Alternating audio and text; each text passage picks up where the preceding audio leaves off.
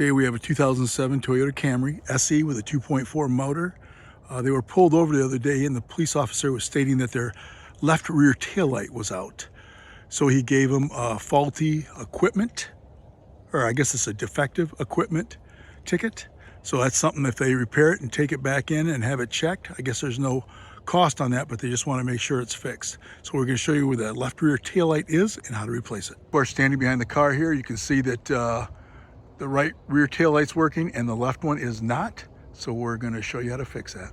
A lot of cars, you have to remove this plastic piece, or you have to take screws out of your tail light, remove that.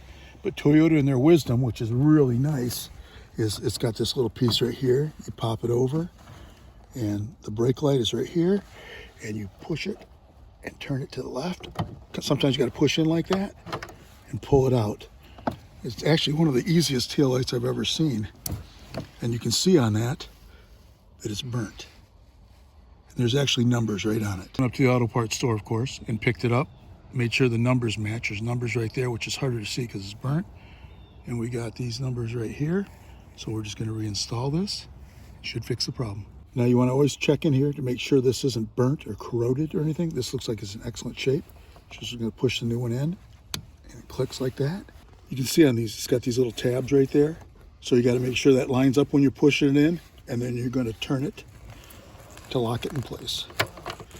So sometimes you just got to feel it like that. And you just turn it and it locks in place. And as you can see in the video, of course, that's all it takes to fix a taillight on a 2007 Camry SE with a 2.4 motor.